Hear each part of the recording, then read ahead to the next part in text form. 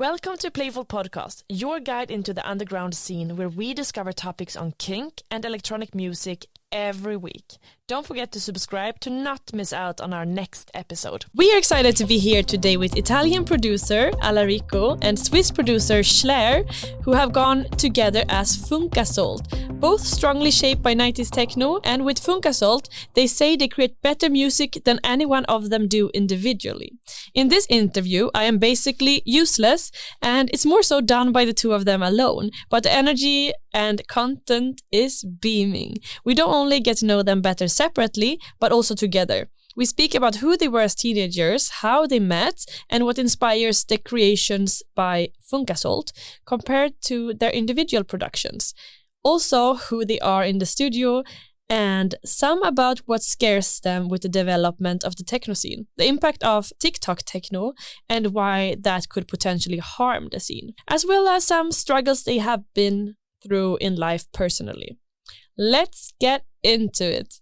I am Amanda, and this is Playful Podcast. I don't know if I can mention the artist, but a huge artist told me that his brother came to him and said, and this artist is actually doing really proper old like techno that was made at first when techno became something, right? And his brother came to him and he said, I love techno, but what you do is not techno. And he was like, why? And he said, because I remember. And then he showed him videos on TikTok of someone playing at 155 BPM, hard trance, whatever. He was like, this is techno. Yeah. What you play is super chill. Blah, blah. And I think this is maybe just a theory I could have at some point, but I genuinely believe that there would still be a scene for us and so on and so on. Just like the fact that as it's being marketed as being techno, people rather focus on something that for me isn't, and then do not get educated about the values and so on of it.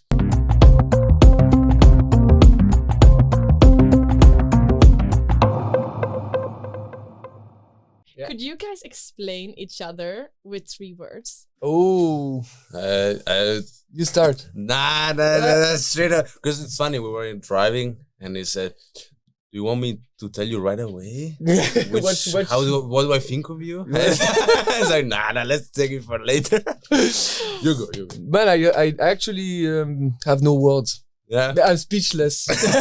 I'm joking. For Alarico, I would say super. So for one word, super cheerful, very friendly guy. It's a person that as soon as you meet, you feel comfortable with. So that's one word. Second one, it's a bit cliche, but I would say talented as fuck, for real. From all the artists I met, this guy has a sense of aesthetic that. Thanks, bro. No, but I swear, that's why I'm doing this project also with you. It's crazy. And the third word, Italian. In what way? With everything that comes with it. Yeah, no, I mean, being late. Yeah. No. Is that very Italian? Yeah, but no, aside from Italian, so third word that is really describing you, I would say. I think more than maybe Italian and lazy, maybe chilled. Yeah, very. That's what I thought when I thought very relaxed. Yeah, but not in a bad way. Just in the way of enjoying life, in a good way. Yeah. Yeah. That's really nice. That's cute. I kind of knew it, but no, thank you. And you then? So I really thought about it, and I think it's kind of limiting a bit. Okay. Because Charles is very, I think, complex guy, and but if I have to pick 3, the first one will be very dedicated. Okay. I think you're very you have a really strong vision of what you want to do. Also, aside from music, in different aspect, and that's very also inspiring for me. I think because you're very in a tunnel sometimes, and I have focus and dedicated. I think it's nice. Then you're I think you're stubborn in a good way. This goes with the first one. You have and I think it's linked to the first one. You have certain ideas, and sometimes maybe not with me, but I think with many people you really want to push this idea, and it's sometimes clashing with other each other's opinion, you know. We are not making like what you don't like with me. No, but that's like it's just describing you, you know. Yeah, I know I'm a bit radical. Yeah, exactly. Yeah, but it can be good, you know. Yeah. Also. Yeah, definitely. So, and the last one is, I think you're very loyal as like a guy. Okay. You're very loyal to like to people, especially the one that are really close to you. I think. Yeah. With me or like with Mark, you know, just very loyal. And also loyal to your like kind of values and stuff. Yes, yeah. I think it describes it pretty well. Yeah, that's like a solid trust between you then. Yeah, totally. Yeah, we can really rely on each other. Yeah. And we also demand a lot, I think, to each other. Yeah. Like work-wise. So who were you then when you were teenagers? Man, I was boring. You were boring? I don't know, like I was, I'm not saying like, I was always like kind of the good guy, but also a bit antisocial at the same time. Really? Yeah. Okay, I wasn't really like, because now you see me very friendly. Man, it's insane. Like you're the total opposite. I mean, I was always not quiet, but very like low key. Okay. Really? Yeah. You feel so social. Crazy. Yeah, and I especially my teenagers. But then, I mean, I only had like, I was very super close with a couple of friends, and that's it. Like I was kind of a bit like this as a kid. But yeah. What made you change to be like super cheerful and so on? I didn't know this about you.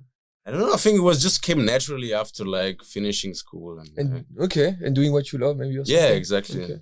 Because I mean, I think music, if you don't put yourself out there in terms of wanting to meet people and experience stuff, it just backfires at you, you know. That's true. So I think also maybe starting going to clubs a bit more and like, meeting people and because wanting to play for certain parties. You force yourself to be social. Exactly. I mean, it's funny because I think there is like being social and there is being you. Because also true. But I believe I'm social myself, but when I see you how you are with people, it's you think it's really something natural. Okay. I don't know, but funny. I think it's just evolution. Yeah. Like you are Pokemon. Yeah, like a Pokemon. Sick. And me as a teenager, so I think I was like really. I was a bit. So it's like I don't know. Like when you ask me the question, I think of myself when I was in high school.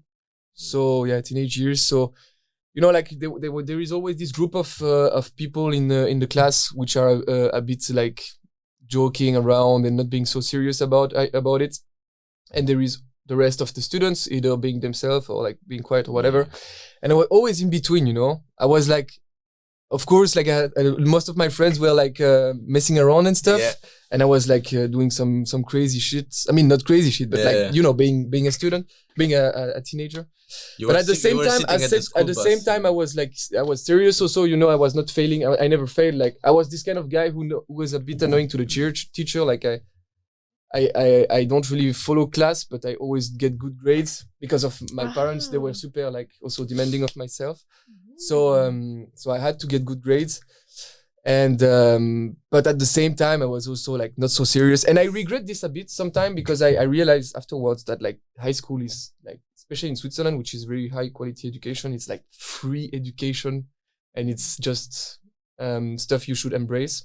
But did you study really hard when you got home from school, or were you just this kind of person who got it? I don't really like this description, like you got it or you don't. Fuck you. It depends of the subject. I hate those kids. It depends on the subject, to be honest. Like, I had the certain disciplines with which I had a lot of like when it was coming not to me naturally, and some where it was harder, but I love to work on, and some that I really didn't like and that I didn't work. So I was compensating with very good grades, like those one where I had like average grades, of course. But so no, in general, I wasn't working so much. I started producing music when I was like 13 years old. So when I came back school, except if I had like huge tests to work on, I was mostly just working on music. I never did my homework. And like as a good example of who I was before, you know, like you always have like a schedule when you are at high school. Where you write stuff. I didn't have one. You didn't have it? At all. For my 3 years of high school, I didn't have one at all. I was always writing on the group when is the next test and so on. But that's basically it, I guess. Then I came to Berlin and I became someone totally different. Yeah, when did you move to Berlin? Personally, 5 years ago. Yeah, you were a long time. Right after high school. I mean, you do high school in Switzerland, then army, because army is mandatory. And then I came right after, and I knew that it was like the time of my life, So when I came to Berlin, I for the first 2 years, a year and a half, I didn't go out at all. I stayed home, worked my whole time. Really, friends coming to see me, they were like, Charles, who are you, man? I didn't know about you. But I was really stressed. I knew I had to make it work because my parents really taught me that it was something that was hard to achieve, but they supported me a lot. To be honest, me and you, I would say on average, we don't really go out on the weekends. True. I mean, because now we are lucky enough to play every weekend. Yeah, but now if I can choose between, if I have a free weekend, if I can choose between going out or not, I don't. Yeah, I'd me rather too. Stay and chill for sure. Because there's a lot of artists, I think, that, I mean, at least I don't know, the one I know, they just come back from the gigs. And they go just straight to Bergen. Yeah. It's the Sunday ritual. Yeah, I couldn't do that. To party till Monday. Yeah. To be honest, after my uni here, I had a phase where I was going a lot to Bergen, nearly every weekend. Because I think the place is really inspiring and whatever. And I like to go there sometimes, once in a while. But now I couldn't do all this. It's physically so tiring, especially if you work during the week and so on. Yeah, but you moved here for the music. Yeah. 5 years ago. And you? I moved here for my girlfriend. Yeah, no, but it's true. So it's me. Yeah. Okay. You know how Sarah is my girlfriend. Yeah. When I say something, Charles, we have to do something with Charles. Your second wife. No, but basically, I moved here because of my girlfriend. But also, we started because we started working together, and while I wasn't there. True. And also it made sense for us to push. And you were actually starting to see your actual girlfriend when we met. Yeah, I think so. Yeah, for the first time. So it was kind of blended together. So it was just 6 months soon. Yeah. Yeah, very fresh. But I've been on and off from Berlin since 4 years already. Yeah. Every 2 months I would just go here, party, and just test the city a bit. Sound checking the city. Yeah, sound checking the city. I always wanted to move here. So yeah. But when you were kids or teenagers, what did you envision you were gonna work with? Do you wanna go first? You can go. I don't know. I mean, personally, so I had in my whole life, I wanted to do 3 things. I was really simple. For the first part of my life, I wanted to be an archaeologist. It was a passion of mine. Yeah. Because my grandfather, I never heard about that. Yeah. My grandfather was an archaeologist himself and an historian. Crazy. And we used to go in Switzerland. There is a lot of places where you can still dig some fossils and stuff. Yeah. And until I was 12 something, I wanted to do that. Then for a while, that's really sweet. Yeah. Then for a while, I mean, no, actually until my high school. And then for a while, I didn't know. And then at high school, I really fell in love with certain disciplines. And I thought about studying physics because it's a really big center of interest of mine. And that's actually what I wanted to study because, you grow in Switzerland and I guess in a lot of countries, the stigmas are still there. So you grow up and you go to high school and then you just go straight to university and you have to choose what sort of things you want to study, and it's quite uncommon to already know if you want to be an artist or not, right? So I thought it was something that would say my hobby. It's a shaming also if you try to become an artist and aren't successful. Yeah. But even if you are, I mean, I myself, it's another story. But I still struggle sometimes to accept what I am made for, let's say. But you have very good support from home, no? Yeah, but it's not necessarily support that I need. It's more the fact that I should accept that being what I am is actually useful to society. But I remember we had this talk. Yeah, we were eating pasta and we were like, I would look at him like, do you feel like you're really working? Yeah. You know, it's especially for art related stuff. Yeah. And when you really love something, it can be tricky because you do actually put a lot of effort and work, but at the same time it doesn't feel it's like passion, it because you don't have like and a also 9 like to 5 the society. jobs. I mean, if you I saw like a study like asking people what they think would be the job less useful and to consult first. Exactly, like artists were first, obviously. It's kind of tricky. So yeah, like I wanted to study physics. I actually applied for the university back in Switzerland already, and my father like he came to me and he said, "Yeah, listen, it's if you want to study this, go. But why don't you study music in the end? Like I see you do this way more often. Yeah, that's nice. And thanks to him, I came to Berlin. Actually, I just needed this small push that makes me realize that it's actually something you can do, and then I came to Berlin, and it's I think the best choice I ever did, of course. Yeah, but you still struggle with the fact that you don't feel useful. Yeah, big time. But it's getting better. I mean, the more I talk about it, the better it gets. But it's it's tricky. It's tricky. Yeah, of course. Yeah. So, yeah.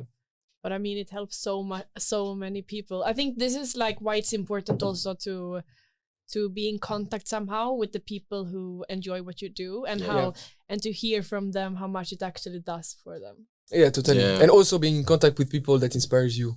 Yeah. Such as. But so that's basically it. Like when I came to Berlin, and as I said before, I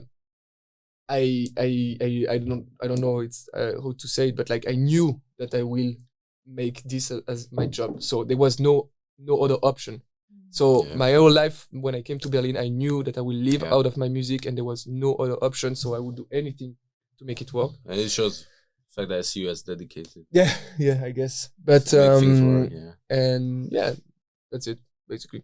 So it was long. So basically, I think I had no idea at all till I was like 18, 19, when I wanted to, like, after high school, you have got to choose university. Mm-hmm. And at the same, it was at that time that I was starting to dig through music a lot and producing more intensively. So I was like, there's no way I can ask my parents. I want to be a DJ, you know. Okay. As much as I was still doing it, because my father, he's like a doctor, and my mom is like involved with economics, and they did a lot of university, you know. Especially my father, he was like 8 years in university, and he said like, "There's no way you're not gonna be in university, bro." And I said, "You know what? Fair enough." But yeah. So basically, I kind of searched something that was music related. So I started studying like signal processing. Yeah, right. Yeah. So that afterwards I could do a master degree in like software for music, very related to like music production, like the making VSTs or like, but it was very related to music stuff. But then at the same time I kept like, you know what, let's just keep making music without pressure. Let's see where it goes. Yep. And then there was the pandemic, and I was actually at the last year of my university. I was about to finish. So actually I wasn't really ready to like become an artist full time and do it. At the same time, I really struggled in university during the pandemic. I also heard a lot of people that were struggling during that time. Yeah, of course. It was too. Really like crazy. I am actually still studying. Yeah, I know you do. Are you still studying? Yeah. He's cheap insurance. For the what? For the cheaper insurance. I heard that. No, actually, I just. But I'm cutting you. No, it's all good. You can say. I'm just doing a master degree now in management, which is nothing related to what I studied before. But thanks to many things, I managed to get enrolled at this university, and I just postponed the last semester of my master degree because I have to write a master thesis, and it takes ages. It takes time. And I want to do something. Actually, I found a subject. I'm gonna tell you later. It's hard. Like I was super busy gigging every week, and during the week I also work a lot, so I couldn't find something. And then I postponed it, and now I'm still studying until June. Okay. That was similar to me. I only missed one semester, but at the same time, you know, I was thinking like, music is going great, and when it was the exam period last year, I look at my mom and I said, look, I should do exams this month. But I'm playing 11 times. I was like, how can I do that? And she was like, you know what? I see you're really happy. Try to push yourself further, and it's working out. What did Papa say? Papa, he said, oh yeah, my father, he also makes music and stuff. And he was like, you think you can really make money? I was like, yeah. I was a bit like, I don't know.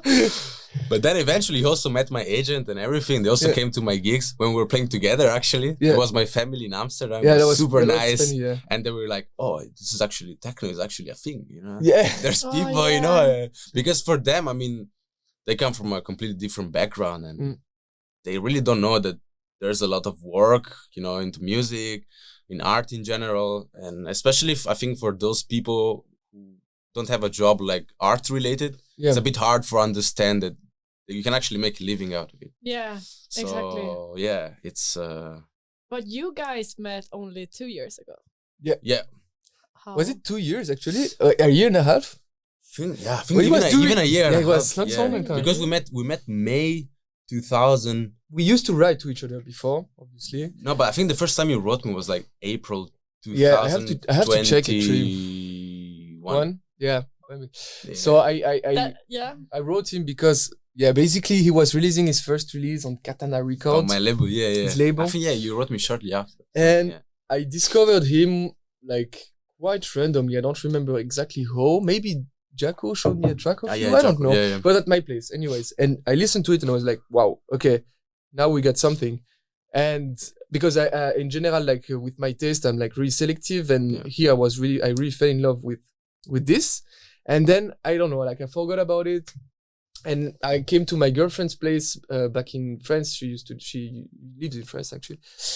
And she was playing his track again. And I was like, I heard that. And it's super sick. And then I don't know why, out of nowhere, did I write you? I think you wrote me, And I just said like sick release or something. Yeah. But then he did it in such a friendly way. Because I mean, I don't like hold conversation a lot on DMs. But me neither. It was, I think, the first time I write an artist to say I like his music, to be honest. I think something clicked. And then we just kept talking. And then I sent him demos, some of the tracks I released recently. And he was sending me videos of himself being like, wow, this is sick. And then he kept me. And then I eventually sent him more stuff back. And he sent me another video. And I was like, okay, this guy is funny. Yeah. For sure. Yeah. And then, I don't know how. And then we met in the summer when I was in Berlin. Yeah. I remember at the park in Mitte, I think. There was also Fredrik. We met there. Yeah. Right. Yeah, right. And then we spontaneously had like our first studio session that summer. And it just... And then from that studio session, like... we kept... Yeah, like this was insane. Yeah. Like, I mean, I guess we're gonna get into this later, but... But yeah, it was like... basically, something you slided in my DMs. No, I mean, you know, like it's okay. I am very Cartesian guy, but here, if there is something about like spirituality, I don't know what's up, but I think it's crazy, like the way we work together in the studio. Like I remember, like we sat and we started producing. He showed me some of his technique. I showed him some of mine, and we were like, okay. And he started with an idea. I built up onto this. He built up onto this. It went so natural. So natural. They really left room for each other. Yeah, so naturally. And then which is like, rare, I think, when you produce with someone else. Yeah. And I mean, even though the first track we made were not amazing compared to what we do right now, it was already like better than both of our track at that time. Like, like when the blend was really when we do like we were wondering how to describe how we act when we are in the studio, and I think it's just, I don't know if you're familiar with Dragon Ball Z, but at some points there is Dragon Ball. Yeah, it's like an anime, you know. Yeah. So there is like this. The hero is called Goku, and this friend is called Vegeta, and they can fusion together with like this, with doing this, you know. and then it's like when they fusion, like they get super strong, like Gogeta. Gogeta. And that's basically us, I think. Like when we go to the studio, we just like sit, talk to each other, like, okay, which direction do we go? And then we just improvise and get super productive. And I think all the time. we make music sometimes, and we look at each other and it's like, fuck, I think I would have never been able to do it alone. You No, know? no, it's not this. Like all the music. I know all the music. It's way better than my music. Yeah. It's way better than your music. I mean, I'm so excited to release it because for me, it's like, it's just next level. I mean, it's the first time also. That's also, I think I was like talking with Lois about it. And I said like, I'm so hyped about this project of us because it's the first time I make music that I really like believe in that I believe in what it's gonna like the impact it's gonna have in the scene. I mean, I like the stuff I release, right? But still, like I don't play it that much, and I mean, I always think that this could be better or whatever. But the track we make, I think they're just like what they are, you know. Like I don't say perfect, but like they don't need much more, and they are just standing out all the time. How would you say it differs from what you normally create then? That's a good question. So I think at least I speak for my end. Yeah. In my creative process, I would say I'm very like I like to do a lot of stuff and like just catch ideas constantly. And sometimes, as a result, some of my tracks they have lots of like not perfect things, you know. And I think I just rather make a lot, and even though they're not perfect and optimized. Yeah, I think because he released an EP. Yeah, he released an EP. But I like to see. And he's more meticulous, I think, in optimizing things. Yeah, but I have to say this guy has like 1,000 of tracks. Yeah, yeah. I'm a studio rat. Yeah, we should go out more. No, I mean, no, but I think the main difference is that when we blend together, it's like. You really kind of set like some barriers, I would say. Some boundaries, yeah. Some boundaries that we can just ping pong constantly. Yeah. While if we just do alone, it's like, and just take stuff here and there. I don't know. I think, I mean, it's hard like to say what really differs, but I would say that it's just like, I don't know. It's that's why I used this analogy before with the Dragon Ball Z because I it's really like we do stuff I couldn't come up with alone. Yeah. And I heard your tracks and I think it's the same for you. I don't know. It's just like the production techniques and the because for me, like you have two ways of like doing good music. You are either super technical or you are like, you have a strong sense of aesthetic, like of knowing what to put where and why.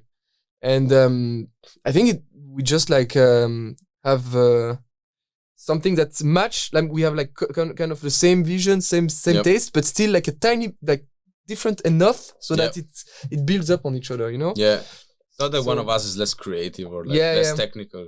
And it's like we like it's not something like he does the drum, I do the synth. Like it's just like we start like okay, let's craft the drums, and then we just like go with a loop, and then I'm every time like the first one who's on front of the computer, then the one next to him just take the lead for a sec just to modify something, then goes back. So also, it's really nice because I would say also one time I produced on my laptop, one time on his laptop. Yeah. So it's really changed as well. So would you say you're similar then? When in the studio you are similar and work kind of in symbiosis. I think it's really like one person working, but because like every element we put, there is nothing that the other hasn't touched. So every time we put an additional element, both of us worked on it. I think it's really exactly as like a same person. Yeah. But at the same time, there is someone like looking above and like giving hints maybe here and there. Yeah. To kind of change the vibe or like. Yeah. Yeah. Because for example, when let's say you do like the drums or like, I can just step back and I would say 100% know you will do what I like. Yeah, but me too for you. Like that's exactly, the first like, and it's funny because sometimes like, so now it's so like natural that like we can literally do 4 tracks in less than an hour. Yeah. Like it's really crazy. And sometimes like we don't feel it and we stick like for 1 hour on the track. Yeah. And we both are like getting super tired, and suddenly like the idea comes and we get back on it and we're like, oh. The thing is, we talk a lot when something inspires us, and then let's say we don't like drums or something. Then we just stop talking until that's true. Yeah, we just stop so talking. That's like, so true, so man. bored until we find something that we like. It's happened so many times. Sometimes the silence is so long, and we know, like we both implicitly know that it's shit. That it's And then we keep going, and then we energize again. Yeah. Because we really get hyped from making music. That's it, you know. It's really crazy. Like when we got the killer loop, we're just so hyped about it. And then comes the arrangement. Yeah, the arrangement. I never do the arrangement. No, actually you do it. Yeah, but I hate it. 50-50 we do. But yeah. Anyway, we don't differ But much, we came up with the best arrangements of our life. That's the thing. Yeah, true. Like it's funny because like since we had to do something special, we came up with very specific ideas for the arrangement and so on. I mean, we are going super far now. Yeah, I love it. Yeah. Seeing your dynamic together, it's so sweet. Yeah, but I think also, this body language thing that we stay silent is. Yeah, it's crazy. Yeah. But also like I think when we play also together, I think our personality really translates also in the tracks, like especially with the arrangement, you know, like those kind of little little details we make sometimes. Like we like to take like very. I mean, it's funny because we talk a lot about it, and no one can have like an example to really listen to what we say. But the music will be released. Don't worry, guys. But like we take like very. Like we take like sounds, like drum sounds, synth sound that are like super stigmatized, but not necessarily in a bad way, but just for what they represent in a track, you know, like let's say like a ride sound, which is a sound of a drum that comes to like really intensify the tracks. And we use it in another way, you know, like we just like to tease people or just like to kind of question its actual role in the track. Yeah. I think it's kind of like the small things, I mean, I wouldn't dare to even compare ourselves to like modern art, you know. But like that's what like they were doing, like Duchamp or something. Like they took like very like strong symbolic things and they just put them in another context. And if it's well done, I think it really like makes the track like stand out somehow. Yeah. So that's stuff that I didn't do before, and I guess you too. And it came up not necessarily like as a goal. But now, and it came up as a joke. Sometimes we were just like, okay, let's put this here. And then we were like, oh, that sounds good. True. And some melodies. We do it a lot now. For example, I write a MIDI pattern of a drum or like a melody, and I just, and we write it sounds good, and then it turns around just to check something, and then like I randomly click on 3 notes to make it look like either cheesy or either cringe, because and sometimes the cringe or the cheesy is actually sick, so we keep it. So that's like, I think it's just important to have fun. All the time. And that's why we like producing together, because we. And also when we play together, we tell a lot of jokes to each other. While DJing in a club, you know. And most people. They're like, why are they laughing? You know? While we play, you know? That's really funny. So, it must be a big difference to like go travel together than travel alone. Yeah. Like. Oh yeah. Yeah, it's my alarm. I don't know for what. Hey, it's time to wake up. Yeah. No, let me just turn it off. It's time. But actually, we I have to say, we don't travel together. So we haven't done it yet, because when we played as Funkasol, we can't, like, our gig before was a solo gig, so we just traveled we had 3 different itineraries, I think. Yeah. Then we just meet at the hotel or whatever. But it's true that no matter the gigs, the time would flow super fast together rather than alone. Like that's. So it's very different. Like we really make a lot of jokes, but like stupid jokes, because the setup where we play is like we have like one zone, one mixer each, and 3 CDJ each, or 4 sometimes. Yeah. And that's where you see also how natural we are when we play or produce, because we don't talk that much about the music itself, but we sometimes have no idea. I have no idea which track you will play. And but the only time we make jokes is just like if one did like 2 more transition than the other one like stops playing and is like, can I play now? Yeah, exactly. stuff like this. It's like, can I drop the bass, man? Yeah. Or like let's say for example when the kick bass of one track is a bit weak, the other comes to him and is like, sick track, bro. Yeah, we did it a lot. And also, for example, he always play like a track that I don't like. Which one? The one by Techno. To the floor? Yeah, I think you don't like this one? I think so, but that's not the problem. Bro. And he also doesn't like a track that I play, and we usually play it. And every time I look at him, like, Yeah, but I didn't know you didn't like that track. Okay. Yeah, I think it's actually like a huge banger, but music. One thing that differs you, but I want to hear another thing that annoys you with the other person. And if you could only choose one thing that inspires you with the other person, also, what would that be? What annoys you with me? Think you're gonna set the scale of being mean to each other, okay? So, okay. No, I think carefully. I think it's not really that annoys me, but as I told you before when describing you, I think you really, I think in general you demand a lot from the people surrounding you, and for how I am, and for how chilled I am, I think sometimes this clash into my way of living, you know? Yeah, I know. Because I'm very like chill, and if I say, okay, let's meet at 11, it's like 11:20 maybe. Depends, you know, stuff like this, which is not really annoying, but I think it's just sometimes it's like I get it's difficult for how I am, you know? That's I think the thing I got from anyone anyways, and it's like also I mean, it's really nice in some ways because it allows me to push myself a lot, but sometimes. But also, you push me a lot, for example. But like, come on, man, like we have to. That's what. You inspire me a lot also because of the way you see life. You know, not everything is a challenge. Not everything is something you need to be the best at, or I mean, not the best, but like put yourself like in a crazy rush or whatever, and it's for me it's really tiring also like to be like this, to be super demanding. But it's also something that I like about myself. So it's a bit challenging, but whatever. So, okay, I take that. You take that? Yeah, big time. I mean, I could say to give a really easy answer, I could say like sometimes you have to chill. Yeah. Like it's a really easy answer. Yeah. Yeah. Like I like let's say like we plan a release or whatever, and I'm like send a message now to get the because we need to figure out which tracks and no like I tend to like schedule and like overthink a lot about stuff. Yeah, you do it. Yeah. But in addition to this, let's say that you're late.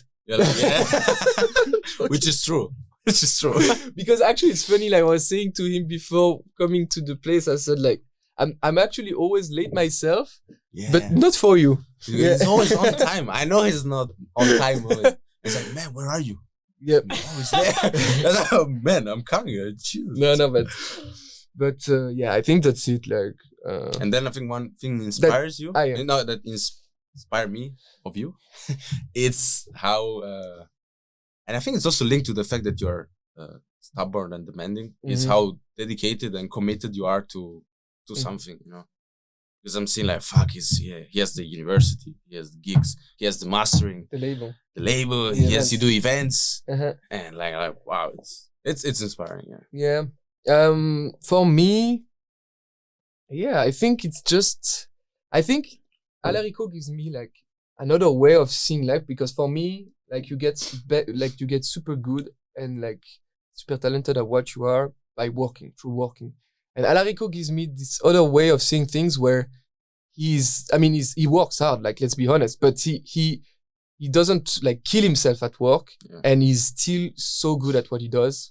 Because he's really spontaneous and natural. And I think he gives me this other way of seeing things, because it also works in this way. So that's what I think I really like about you. Yeah. It feels like we very much touched on it, but like if you would then say how do you feel, what's your way of like, when you think about work-life balance, how do you see that when it comes to your own lives? I think it's interesting and linked to also what we said in the beginning in terms of like, you feel like you're really working. Yeah. Because I think, I don't know about you, but like, as soon as I wake up, I'm like, okay, like, I don't know, I have to check something about music, whether like, you know, could be, I don't know, like some stupid stuff on social media, or like, oh, I need to do this, I need to do that. Like, and that's from right where I wake up until like until when I sleep. Because also, for example, we work as artists, but it doesn't feel like you're really working. And then we text, for example, I text you all day and we mostly talk about music. So even until late, just music, which sometimes is a bit like exhausting, I think. And because, for example, I don't know, I think we're not being artists since long time. I at least maybe I think I started a little bit later than him, at like having gigs and traveling. Yeah, like half a year. Yeah, later. half a year later. Yeah. But when I went on holiday, this summer was like the first holiday after being started working as an artist. I was like, okay, I'm just gonna shut my phone. Yeah. I don't want to have Instagram notification, like nothing. Yeah. Because and now, for example, I even removed my Instagram notification. Like I me just too. don't wanna have. Me too. I have like WhatsApp and Instagram off. It's hard to really balance like what is work and how can I really be relaxed, or shall I always be aware of like something that is happening that I'm not aware of, you know? Yeah, Stuff yeah, like yeah. this. I don't know what you think, but for me, it's like I mean, I for me it's just like I dedicate my life to work. Yeah. Like, very last time I actually went drinking, like having a drink with a friend like last week, but last time was 6 months ago. Yeah. Like you know, like I think I built my whole identity through my work and my like the fact of being dedicated to putting out stuff and being useful. I don't know how to say that, but my whole life, I mean, not my whole life, because when I was a teenager, I didn't care that much. And I was just like, you know, like when you're at school, it's actually cool because you don't ask yourself much questions and you just deliver. Yeah. And now that like I'm out, like I have to kill myself at work. I mean, but it's also something that is really rewarding for me. So like now that we talked about this like sense of feeling useful and so on, I just do myself like schedule. So I wake up at 8 and then I work until 6, let's say. But I never work until 6. Like if we count work as being as or just like figuring out a name for an event, I always tend to work until 10 in the evening. Yeah. And at some point I'm like, okay, like let's just chill now and just like watch videos of something different, like watch videos of physics or whatever, and just like chill for a bit, because I also went like during COVID, like I was into like a I don't know if it's dark, but I just overdid work. Like it was an accumulation of everything, and I fell into like a sort of burnout. I mean, it was a burnout, let's be honest. And I learned a lot from that. So now I'm more able to tell myself, okay, it's okay. You can chill. You can like do something else. And I had to learn it the hard way. But for me, for example, when my girlfriend comes home, I know, okay, now we can just relax, because you don't live with your girlfriend. I think it's a bit harder to like kind of plug off. If you have someone, I think your partner, you are both at home, it's like, okay, now I'm just not gonna start producing. I have Loic. Loic is but still he does music as well. True, but when you know what I mean in terms of but it's the sense of the time is stopped. Like someone is telling you now it's finished. Now the day is off. But how did you get out of how did you manage to come out from that dark place? With help. Both of my parents are psychologists, and I was never scared of seeing someone or whatever, because I think for me, this is like everyone should see a psychologist, to be honest. Like it's mental health is as important as physical health, and we still like have stigmas and struggle to do it. But for me, it's like psychology. But and still, like you can only get better. And that's the crazy thing. Like that's the whole paradox about managing your own emotion and knowing yourself. Like, but whatever. And so I figured out, like at that time I was like, okay, it's the first time of my life, because I used to have a lot of control. I mean, I like to have control on everything, and first time of my life where I actually had no control on what I was feeling, and I was not able to get up in the morning and so on. And I said, okay, now I need help. So I just looked for someone to help me, found someone, and I don't know, like support from my parents, my girlfriend being really understanding at the time, because she went through a lot thanks to me, and we are still together right now. And yeah, like it's, you know, like it's really cliche, but now it's, I think there is nothing more true than just time is the answer. Like it just takes time. Like if you have to work for it, obviously. And now that those kind of things can come back sometimes, but I'm way more chill about it, because I know that I won't have an answer to my problem right now, because I like to have things right now. So also I won't have an answer right now. Let's just like I know, but I can tell myself, okay, in 1 month you will probably be at another place mentally, so you can chill about it. And now I'm able to do that. So yeah, I think like just being helped, you know, that's what you need in the end. Like, I think also not being ashamed of being helped. Yeah, also that very was really one thing that's really helped and that made me kind of recover fast. Is that I was really not ashamed of being like this. Like I told it to anyone because I know my behaviors would change with the people and so on. So I just said, like I was just honest with, like I was like, listen, like I'm such in a shitty mood, and I was very talkative about it. And I came back to Switzerland for a while also, and also starting this master degree. So when this happened to me, I was like, okay, I need to do something right now, like something that is more stable, let's say, because it also got triggered by the fact that during COVID we had so many gigs canceled.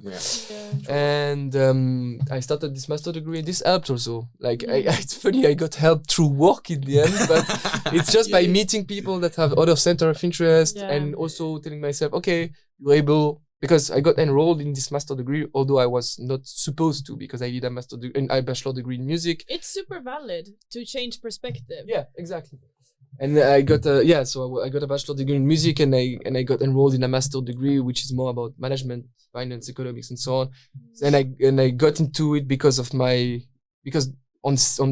paper my CV looks really ace because I run a successful music label, organize events with high budget all around Europe and so on, but everything is self-taught. It's so sketchy. But on paper, it looks amazing. So I managed to get enrolled thanks to that because, you can apply if you are not a student from business and so on. So this helped also. Yeah. Did you also have any period in life that was like struggle for you, or? I mean, I think I always got a lot of love by people surrounding me, and never really had like a very dark period where I was like, wait for it. Finger crossed. Now it's going amazing. It's okay. No, but I mean, I think everyone has up and downs. It's just not being afraid to. I always told everyone how I felt, you know. Yeah.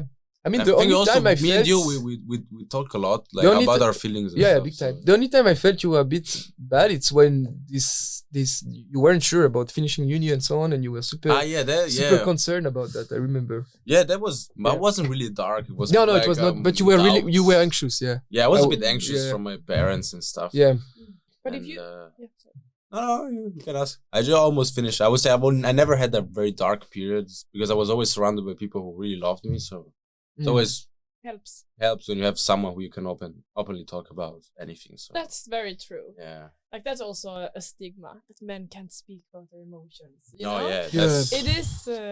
That's boring. But it seems like you two can speak to each other. About But the thing is, I think No. We speak too much. I mean, in general, myself, since I like to be the best version of me. I know that if you want to be the best version of yourself, you have to work on it. And how do you work on your emotion if you don't talk about it? For me, people I should weight my word because I have very strong words that comes with my personality, I guess. But anyway, so people that can't accept or face their emotion, for me, it's like a really strong weakness. If you are not able to talk because you're ashamed or whatever, you're not gonna be better at anything. Because that's what's gonna restrain you from I think it's also come with a fear of people. Yeah, of course. But it shouldn't, because you can only discuss. You can only work on it by talking about it. So that's also a nice question, because I think also if you look back at our short friendship, hopefully long but intense. Yeah, very intense. She's not talking at all. Wow. That interview, I swear. Exactly. Yeah. Yeah, you could do Don't it. worry, we can just talk about it. No. Yeah, you're doing great. So, what is the next release? No, it's Come just sit here. Yeah. I prefer watching anyway. It's good. Enjoy your holidays. No, but I think if you look back and when we started, chatting and being friends, we were also way more open about problems. And in the beginning, we were a bit scared. I think to hurt each other, to openly confront each other about what we think. And that's why we, in the past few months, we had a couple of, I wouldn't call it argument, but yeah, let's be honest, we had some, but it was not wild. not wild, like. And there was this one about this label, you know. I mean, I can't mention. Yeah. But this wasn't an argument, but it was really nice because like each other demons kind of came out. Yeah. And we could talk about it, which I never did with anyone with who I worked. And that was really, it was really like it put us in a very like challenging position, I would say. Yeah. But from that, like we were like, okay, there's this problem. It could have like really a lot of friendship could have got broken through that. Yeah.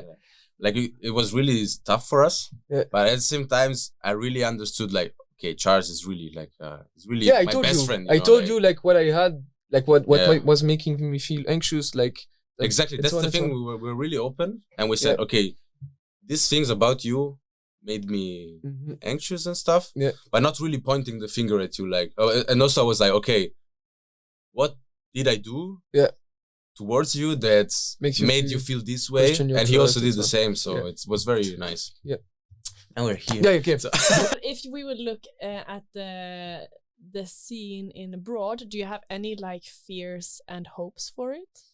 If we look at the future. The future. I mean, a good question. I guess.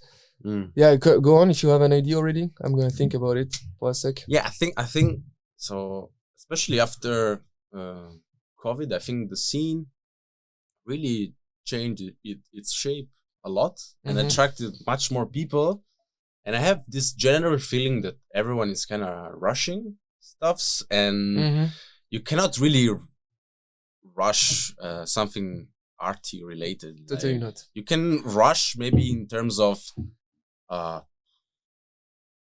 gaining more skills and being better at something by really like working on it a lot. But in terms of like having nice ideas and a vision, that's really important. Having a vision of your music and art, it really takes time and effort. Like really. A lot of time, and when I see like I'm a bit of afraid that it in the future there will be more and more people just joining the hype train and like wanting to be. I mean, this already exists. Yeah, it already exists, but I think in it's getting through exposure on social media and giving exposure to the wrong people. Because of a viral TikTok song or like whatever, you know, it really can send the wrong message, you know. Yeah. I agree with like the social media thing. I mean, a lot of people are bashing on it, but I mean, like, I don't know if it's for the future or not, but like definitely during COVID, I don't know if it's COVID that made this. I think just the whole like scene like got this natural evolution because now, let's be honest, it's pop music. Like, let's be really honest. Like, what we do is pop music. Like, it's popular music. Like, it's not underground. Like, since Instagram exists, it's not underground. And it's really funny because, like, it's getting super famous. I think it's like a societal thing. Like, techno gets famous as the same reason why vinyl got famous, because you have this sense with techno that you go back to something more essential. And I think in our society where we overconsume anything and that we have everything in the cloud, everything digital and stuff, we like to be like able to be closely connected to something. So vinyl, because it's an object and you feel like you have a strong bias, by the way, when you listen to vinyl, because you think it's better because of it's an object itself. And I guess techno, like coming back to something more primal and so on, like it's really marketable because, and it's funny because you think you would go to something more primal and that with stronger values and so on, but now that it's being popular and completely systemized, like it got into the system in which we are, it's everything but that. Like it's not at all. It became exclusive. If you are not wearing this clothes, you're not like the techno guy. Do we have people making? I mean, that's just my opinion, but you have people making tutorials on how to dance on techno. I mean, what is this? To be honest, it's like I just don't understand. And this is like consolidating the market itself. You know, like. So I still believe that we have like amazing artists popping out. Like I think the music that is getting out nowadays, no matter what the boomers will say, is way better than anything that was made. Like you have talents popping up from everywhere, super good music, super challenging. That's one of the good things of the popularization, you know, like competition. Like it's much more, and as an outcome, healthy competition. It pushes, I think, art forward. But it's true that the social networks are the dynamics are in my opinion how to say, like a bit fucked up. Like the fact that that like the algorithm of post recommendation on Instagram like will definitely promote as someone who tends to starify himself. So like starification, I think, is also something I don't really vibe with in general. Like that's why I started, and I love techno because it's not like something where the focus is put on the DJ and himself doing like super huge hard movement. You know, like it's focused on like on craft, on differentiating yourself, researching and so on. Like it's supposed to be like a geek nerdy thing, you know. And it's and now like the social media, even though like we could say thousands of things, positive things, without social media we wouldn't know each other. For example, it's great for many things, but also the way you get popular on it. And I mean, it's cool to express yourself, like, don't get me wrong, but I think there is an issue when anyone likes stuff which creates like a reaction.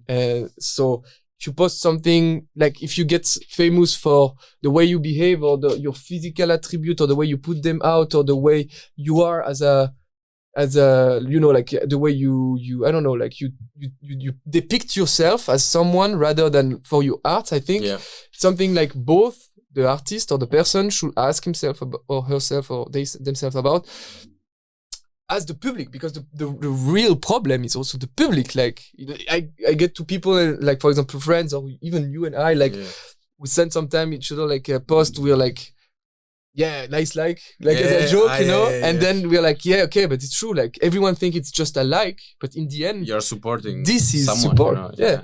And so I think in general I think people should be more also educated how to use social media in a healthy way. This is actually fun. I was speaking about this, I think, this weekend.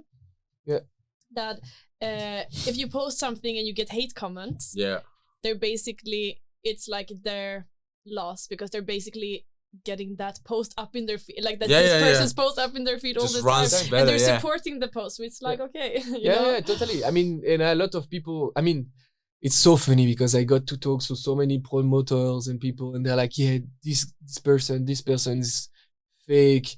They pretend to be DJ, blah, blah, blah. And who is on their lineup afterwards? Them. If this gonna bring like money is always an issue. I know I'm sometimes too much, but like I'm gonna think thousands of times before putting a like on something, for example. Because you're just validating something that goes against what you're against of, you know, or whatever your values are. Then, so I think my fear is just that, to be honest, I'm not so feared, because like a lot of people are saying it's the death of techno, because now this more like, I mean, for me it's not techno, it's just like another style which I respect, like hard rave music, like it's getting super huge, but it's not the death, like it's just like another just branch to the tree of electronic music. And the techno that we make, I think and so on, techno that we intended, like the core of it.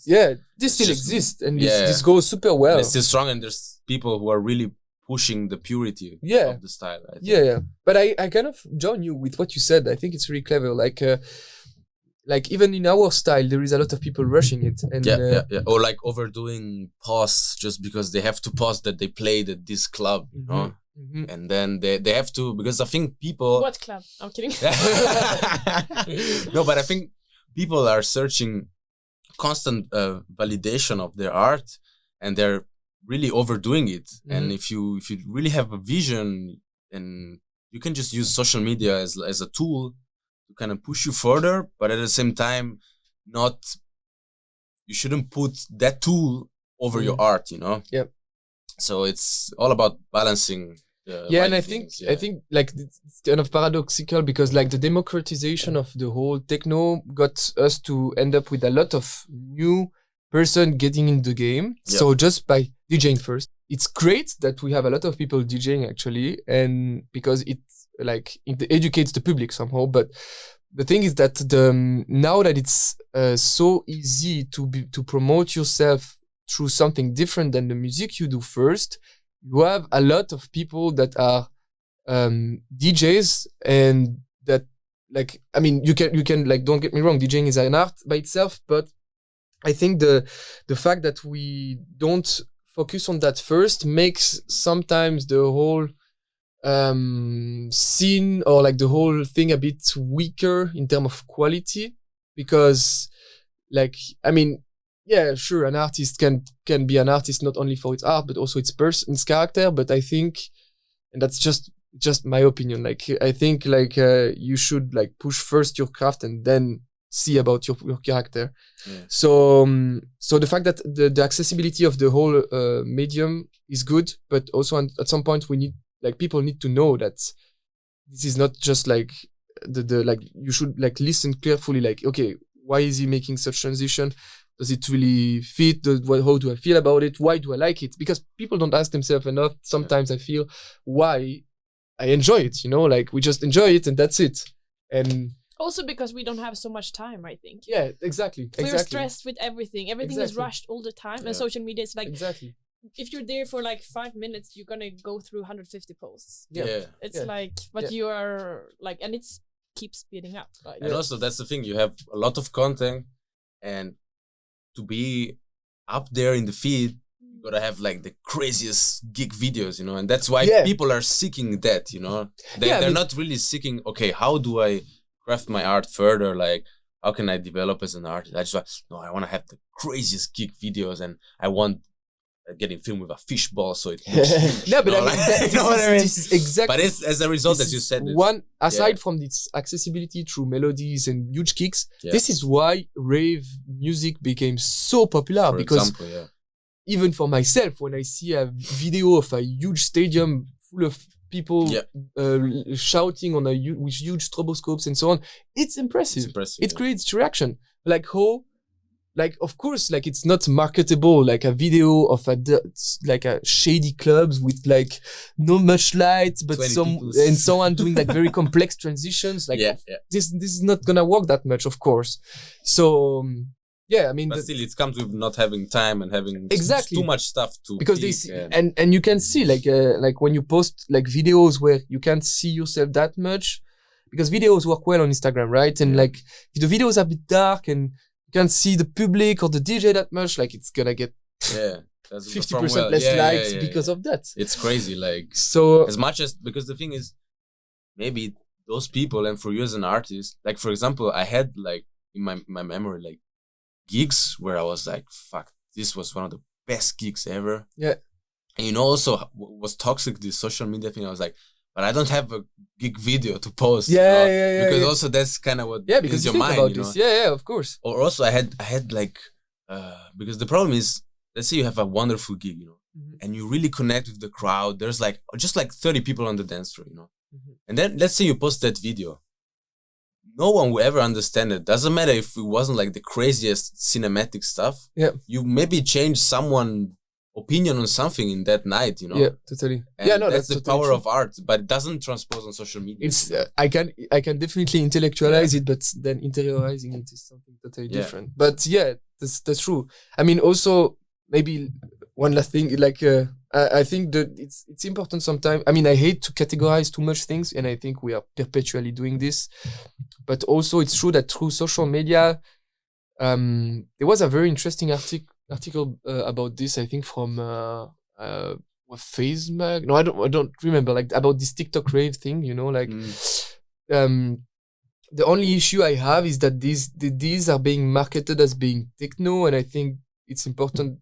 And I remember, like, actually, like, I don't know if I can mention the artist, but a huge artist told me that his brother came to him and said, and this artist is actually doing like really like proper old like techno that was made at first when techno became something, right?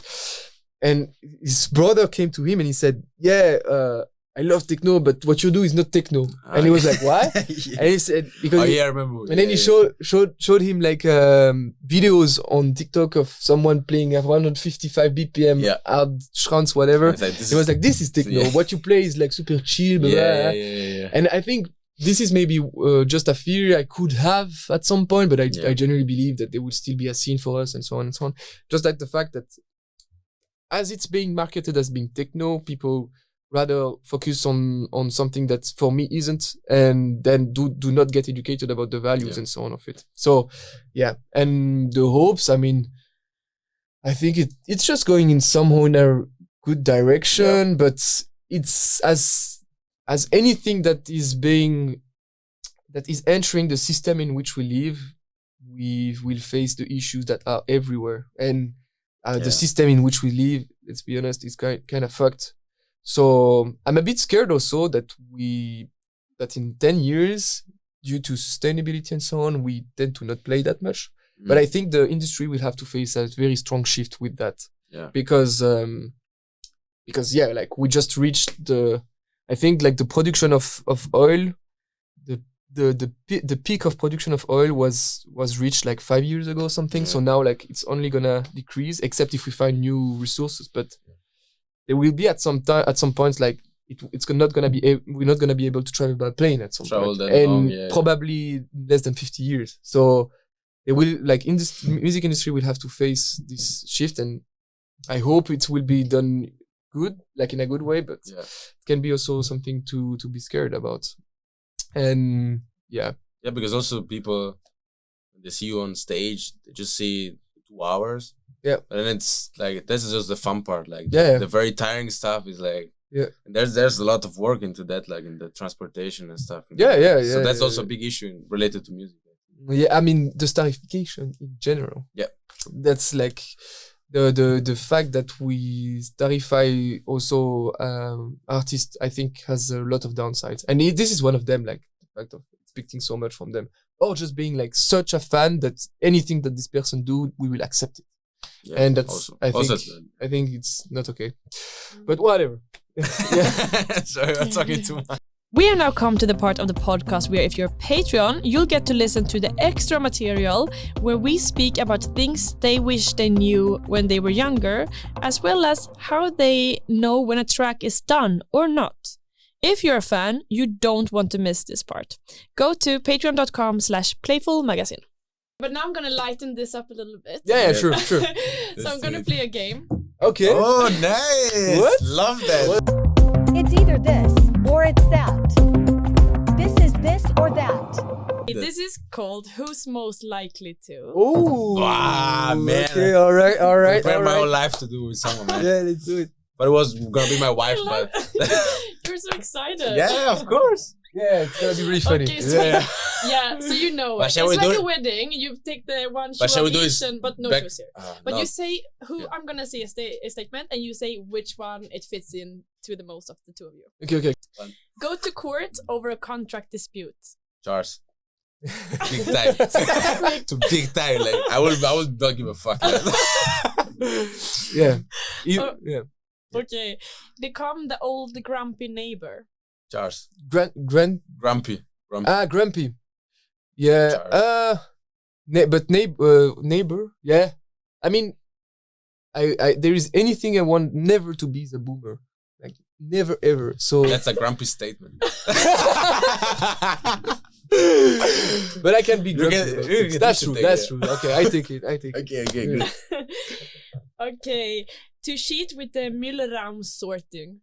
What? To cheat with the Müllraum sorting, like put the carton in the plastic or whatever. Like to just be like, fuck, I need to sort this, but let's put it all in one. I was thinking. Yeah. I mean, I do it myself sometimes. Yeah, I feel maybe both. Yeah. I mean, no. Okay, more you. More me. Yeah, more you. Let's say 51% me. Yeah. 51. Yeah. Okay, get thrown out of the club. Me. Yeah, I would say you. Yeah. Yeah, man. If you are too loud. Yeah, man. If I speak too loud, because I'm Italian. I'm like, yeah, maybe me. Yeah, I'll take it. Yeah. Okay. I think it's a compliment. Go all in on a conspiracy theory. So I don't know if you know, but I'm a really big conspiracy theory fan. Really. Fan. Yeah, I love me too. Conspiracy. Okay. Yeah, me too. But I will go all in. No, but I don't believe in them. You don't believe in them? Bro. What the fuck? Really? I will show you Which some one? stuff later. No, but man, I'm gonna I'm gonna debunk your stuff instantly. Okay. Okay, then let's talk. Except if it's, I mean, I don't know. If you show me chemtrails, obviously I'm gonna tell you what the fuck. But if you show me not something, not the boomers one, the really like scientific, like really. But there is some stuff. But trust me, bro. Because I mean, it's complicated. Like some conspiracy are somehow sometimes true. Like like sometimes like the truth is a kind of in the nuance. I would take it. But yeah, okay. Crazy. I will make proof later. Let's see. Let's go all in. Later. Yeah, let's see. I'm crazy. I'm gonna check. Let's check it. Okay. I didn't know about this. Sick. Thank you. Okay. Thank you for letting us discover thank you. our dark sides. Okay. Be strict about bedtime or keeping to a certain food schedule. I guess me. Yeah, maybe you, but yeah. I mean, I guess yeah. Yeah. You. That's I think more it's time. more you. It's Yeah, more more stick you. to my More personality. likely you. Yeah. More likely. Okay. This one, I guess no one now, but who is most likely to stay at a club for 3 days straight? Oh, Charles. me. Yeah. yeah. Charles. Yeah. If I go party, I go party really hard. You just. Yeah, I enjoy it. Yeah. You know what? Let's. Okay. To storm off the stage because of a terrible sound engineer. Charles. Yeah, I think you're more diplomatic, maybe. Yeah. But I wouldn't get mad at anyone. But still, I mean, I wouldn't do such a radical move. But still, like. But I think you're more like when we go on stage. Yeah. I mean, you're always the one like. For example, at a gig of Alarico. Yeah. And I think I wouldn't have played, and he played. Yeah. So it was a very bad radical. Let's say it was a radical sound related situation. Yeah. And I played. And I think he I wouldn't because I would have been so frustrated. Yeah. And I was just like, for me no point in playing if you're frustrated. Yeah. But I was chill. Yeah. So I think it's more him. Yeah. To buy a sports car. You, I guess. Yeah. I love cars. Which one would you get? I'm a big fan of Japanese cars. Like really? Yeah. The Hyundai. No, what's this? There are a lot of cars. Like because I'm not a fan of cars, but I'm really interested into the hype of it. Yeah. I wouldn't never get a car, but I follow like a lot of channels that talks about cars. Yeah. And I know. I'm all about Nissan. The Skyline. Yeah, of course. How do you know? Because it's a legendary car. Yeah. Midnight Club. Yeah. We love car games. We used to take play a Skyline GTR. Yeah, bro. 34. Me too. It was so cheap. Like it was such a good car. So it's me. Yeah. Okay. Yeah. To zoom out of a conversation, but still answer as if you still heard what was said. To what? To zoom out of the conversation, but still answer as if you heard. What I was think said. it's you. You know why? Because you have a lot of multitasking stuff. Yeah. And I think sometimes you're not present. But you say, yeah, sure. Yeah, that's totally. And then like, what? Yeah. Like my girlfriend. Because you do a lot of stuff, you have always busy. My girlfriend is now used to like telling me stuff twice. Yeah. I think it's you. Yeah. Definitely. Yeah. Last one. Quit DJing and start a practitioner with a shaman. Shaman? Not me. I don't think I will do it either. No one. No one, yeah. As I said, like I'm really not spiritual. No. Yeah. Very Cartesian, like Maybe if you like try and choose another profession and we will answer again. Pizza maker. Yeah, but maybe if you're close to death, like a near-death experience, and then you need to like find some relief. I mean, maybe I will up if I live a near-death experience. I mean, you know, like near-death experience. In the end, we don't really know if it's like a flux of hormone just right when you're about to die that triggers the hallucination, but maybe that I could switch. I don't know. It's hard to tell. Like you cannot be in this we should try. I have been in some near-death experience actually. Yeah. I nearly killed myself a couple of times. Okay. Yeah, but not you. Really? No. Okay.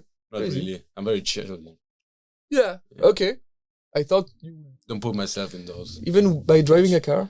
Yeah, that was. Yeah. Maybe. Yeah. Guys, thank you so Thanks much. a lot, really. Oh yeah.